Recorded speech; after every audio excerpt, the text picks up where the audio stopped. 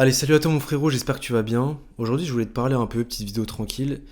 Il y a un mot que j'entends très souvent dans la bouche des investisseurs crypto, c'est cette fameuse alt season. C'est le moment où les cryptos vont exploser et que nos portefeuilles vont exploser, vont être ravis de ce qui se passe. Et en fait, j'ai l'impression que c'est un peu un événement tellement attendu par les investisseurs crypto que je me dis qu'en fait cette alt season elle ne viendra pas. Elle ne viendra pas pour la personne qui espère que l'alt season arrive. Je m'explique. Il y a des personnes qui ont investi en crypto depuis même 2023 par exemple, qui ont tout fait pour voilà se positionner à temps, être bien, ils ont acheté leur crypto en 2023, les prix étaient encore intéressants, c'était bien et ils sont arrivés là le 12 mai 2024 et ils sont au même point que en 2023. Donc ils ont acheté en avance, mais ils en sont au même point. Et il y a eu des gens comme ça dans mes commentaires qui m'ont dit mais moi j'attends encore l'alt season, j'attends encore le bull run. Et je me suis dit mais en fait là faut se poser des questions à ce moment-là sur ok, pourquoi j'ai pas performé? Pourquoi je suis encore en train d'attendre l'alt season alors que moi je vais vous dire quelque chose, l'alt season, on peut dire qu'il y en a plusieurs. Il y a des phases de hausse, mais si tu attends encore la première alt season, c'est qu'il y a un problème. Pour moi, on a déjà eu une alt season. On a eu des tokens comme Fetch qui ont fait des x6. On a eu des tokens comme GHX qui ont fait des x4, x5 selon le prix auquel vous êtes rentré. On a Océane, pareil. Donc en fait, l'alt season, on en a déjà eu une. Maintenant, si vous en avez pas eu, il faut se poser des questions. Ok, sur quelle crypto je suis positionné, lesquelles n'ont pas performé. Est-ce que je suis pas en train de tomber amoureux des cryptos que j'ai dans mon portefeuille, des projets? Parce qu'il y a des projets qui peuvent être très bien sur le papier, mais qui vont pas performer. On a des Polkadot, on a des Matic, des Polygon Matic, on a des Atom Cosmos. Ça, c'est des cryptos que j'ai virés de mon portefeuille depuis déjà des mois et des mois, parce que j'ai très vite compris que oui, c'est tout beau, tout rose, la technologie, etc., la tech, voilà, c'est trop bien. Mais en fait, on est quand même là pour de la performance. Si on vient en crypto, c'est parce que c'est plus volatile, c'est parce qu'on peut espérer avoir des gains supérieurs à de la bourse, par exemple. Donc, on est quand même ici pour gagner de l'argent. Donc, est-ce que cette personne-là qui attend encore cette alt season n'est pas en train de tomber amoureux des cryptos, des projets qui sur le papier sont incroyables, mais qui en réalité ne perfent pas? Donc, il faut se poser cette question-là justement. Et je suis là pour te faire réfléchir, te remettre en question un peu, pour que tu te demandes, ok, où est-ce que j'en suis dans mon portefeuille? Qu'est-ce que je fais?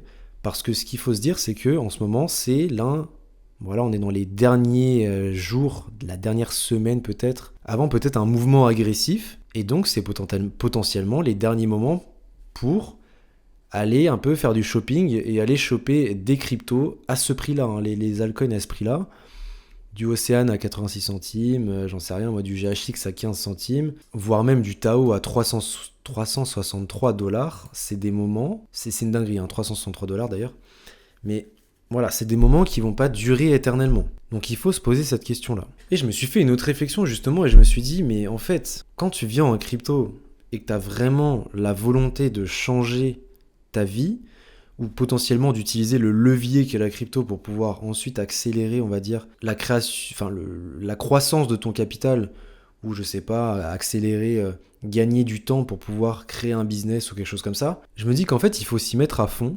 Il faut faire des recherches.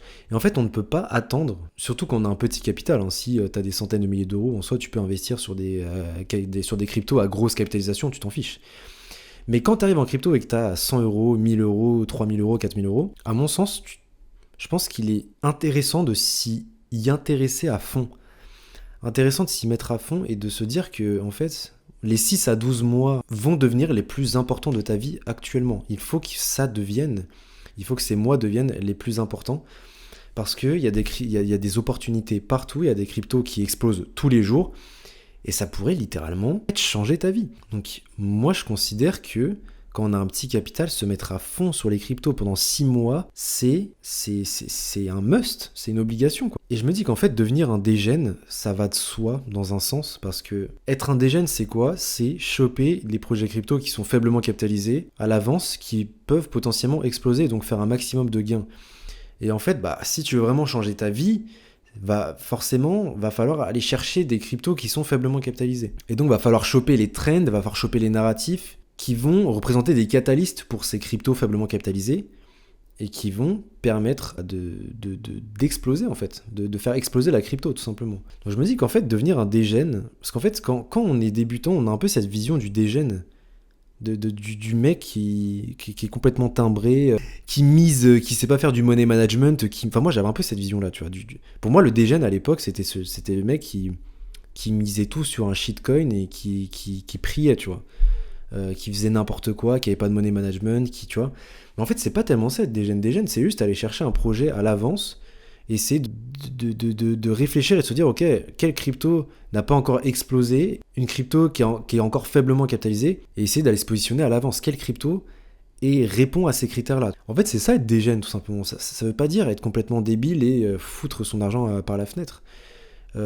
C'est plutôt, ouais, franchement, aller chercher des cryptos à l'avance qui peuvent exploser. Et je pense qu'aujourd'hui, surtout pendant ce bull run, et surtout pour les nouveaux, pour moi, c'est un must de vraiment s'y mettre à fond et d'aller chercher des cryptos faiblement capitalisés pour espérer avoir des gains. Parce que quand tu as 100 euros, encore une fois, tu fais pas grand chose. Tu ne fais pas grand chose. Et avec l'expérience, je me rends compte qu'il y a vraiment possibilité de mêler, on va dire, des actions intelligentes avec le dégène. Quand on repère des narratifs clés de ce bull run, il y a beaucoup de chances pour qu'on puisse faire d'énormes gains sur des cryptos qui sont faiblement capitalisés, mais qui sont dans ce narratif-là. Quand on repère un narratif, par exemple, je vous ai parlé de Ton et des mêmes coins qui sont sur Ton, quand on arrive à repérer un narratif, ce narratif-là assez tôt, on fait des gains, on fait des x2, on fait des x3, et quelqu'un qui a 100 euros, 200 euros, 300 euros, peut déjà, alors que, encore une fois, BTC ne bouge pas. On est là. On est là, il y a déjà des x2, il y a déjà des x3 qui ont été faits. C'est faisable, en fait. C'est faisable. Donc, il faut repérer ces narratifs-là. Il faut repérer ces narratifs-là et se poser la question, ok, quelles cryptos peuvent être intéressantes? Est-ce qu'il y a une bonne communauté? Est-ce que je suis bien positionné au bon endroit? C'est cette question-là qu'il faut se poser. Est-ce que je suis bien positionné? Est-ce que je suis au bon endroit? Est-ce que je suis du côté des gens qui ont la vision, qui ont compris quelque chose? Ou est-ce que je suis du côté des gens qui s'attendent à avoir le million avec 100 euros et positionnés sur des cryptos fortement capitalisés, quoi. Donc, faut se poser la question. Voilà, c'était une petite réflexion, une petite vidéo rapide en vrai. J'étais en week-end, donc c'est pour ça que je ne sais pas de poster de vidéo hier. On reprend les vidéos fortement demain. C'était une petite vidéo discussion tranquille. C'est pas un banger non plus. Mais voilà, j'avais envie de discuter un peu. On reprend les vidéos demain. Je pense que la semaine prochaine, ça va être une semaine intéressante. En tout cas, les prochaines semaines. Parce qu'encore une fois, pas de boule de cristal. Mais je pense qu'il y a des choses qui peuvent se passer. Il peut y avoir de la volatilité. Donc on verra bien, les amis. On verra bien. Si tu veux que je t'accompagne, que je te présente justement des cryptos sur des narratifs intéressants pour pouvoir potentiellement changer ton portefeuille de 500 à 5000 euros à 1000 euros. Je te mets le lien de mon groupe privé en description. Bien évidemment, tu as une communauté qui t'attend, avec qui tu peux discuter. Vous pouvez tous vous apporter des choses, vous porter vers le haut. Et ça, je trouve que c'est magnifique dans ces groupes-là de pouvoir échanger ensemble. Parce qu'on peut très vite se retrouver seul en crypto quand on investit. Donc, je trouve que c'est très intéressant de s'entourer afin de pouvoir évoluer tout simplement. Je te mets aussi le lien de mon Telegram gratuit en description. Si la vidéo t'a plu, n'hésite pas à liker, commenter, partager. Et nous, on se retrouve pour la prochaine vidéo. Ciao tout le monde.